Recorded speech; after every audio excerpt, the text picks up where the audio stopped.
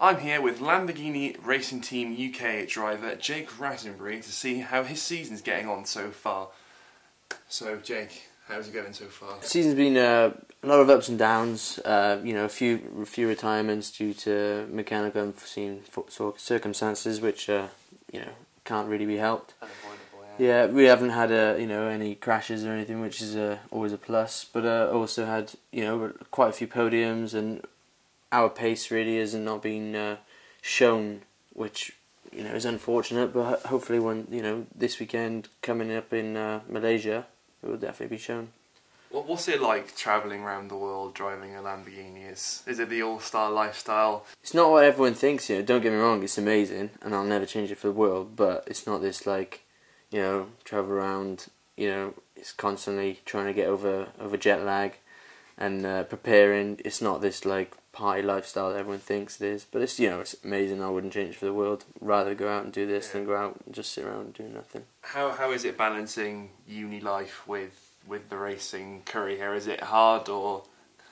It's okay, you know. I deal with it as best I can, you know. Just time management, really. It's hard, but you know, I was doing my my final 2 assignments on the plane back to and from America.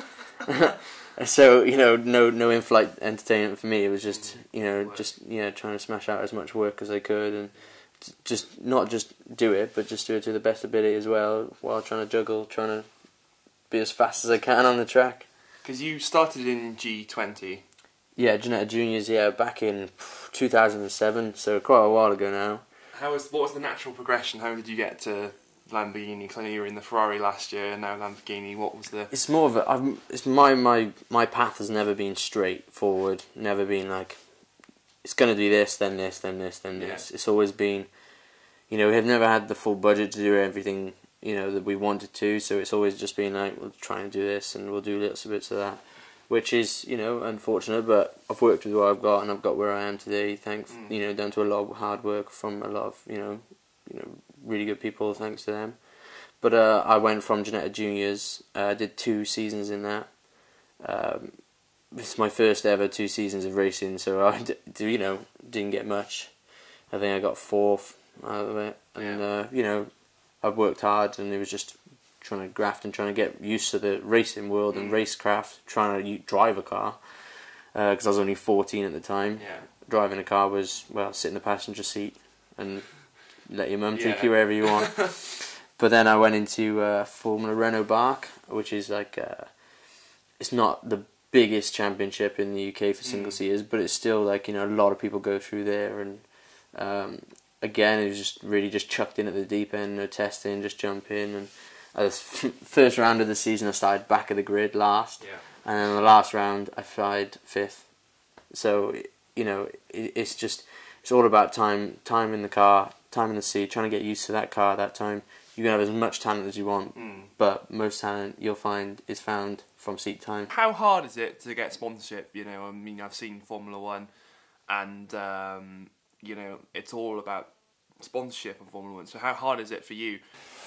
I would say it's easier in Ginetta Juniors than it is in any others, because Ginetta Juniors got massive TV coverage. You're on the biggest package in the UK, on the British Touring Car package. You're in front of 50,000 people every weekend. You're there, and 3 million plus people on TV.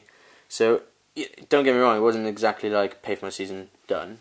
But I still got a few sponsors here and there, which helped massively throughout my few years in Ginetta Juniors. It's just got harder and harder because, you know, you don't get as much TV time, you don't get as much crowds and stuff. But, you know, it's been good. I've had some amazing people. I've just picked up some new sponsors now. Adaptive Car Solutions in Cardiff.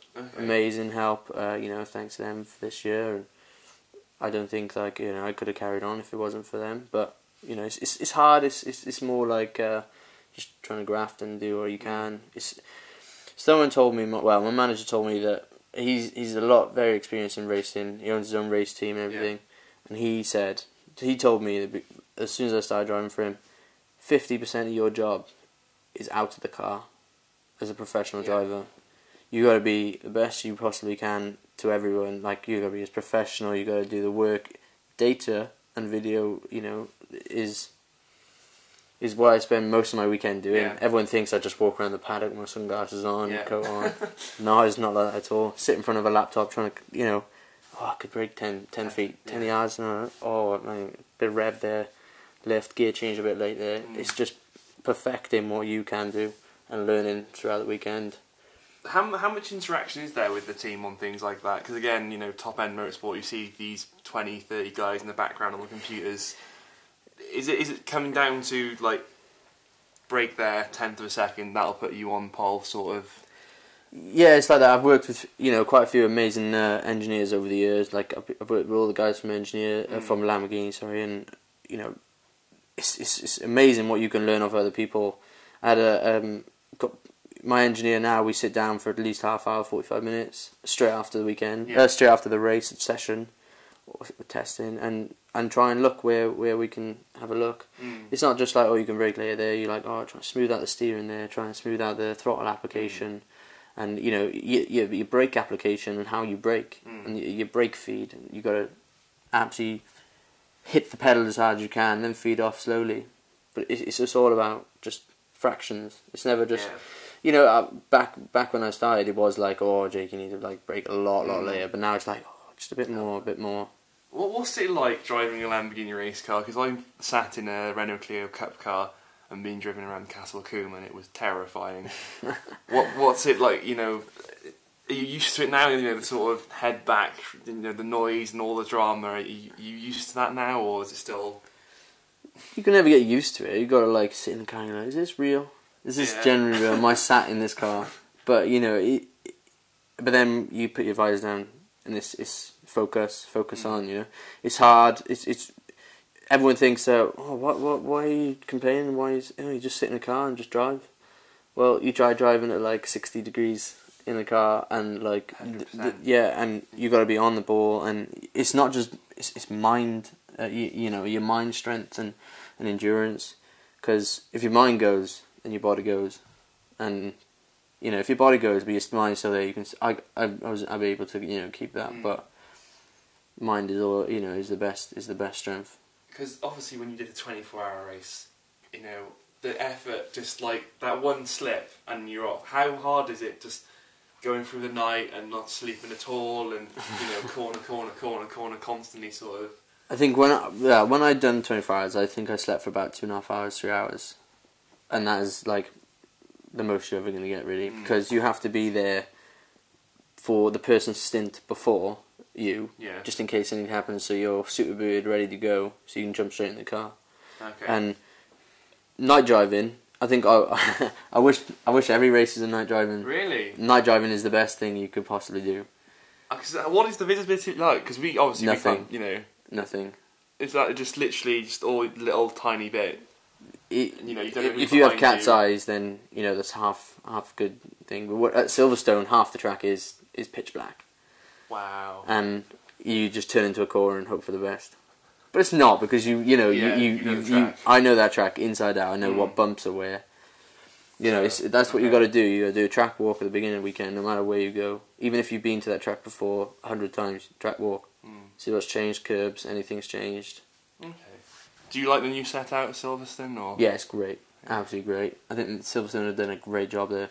Yeah. And what's next year holding for you now? Same again, or? I'm hoping to stay with Lamborghini. Yeah, it's been great this season with them, and I'm hoping to try and get on the young driver development program, which I think if I get on that, which I just got to keep fighting, keep improving, and I think I'll hopefully try and get on it.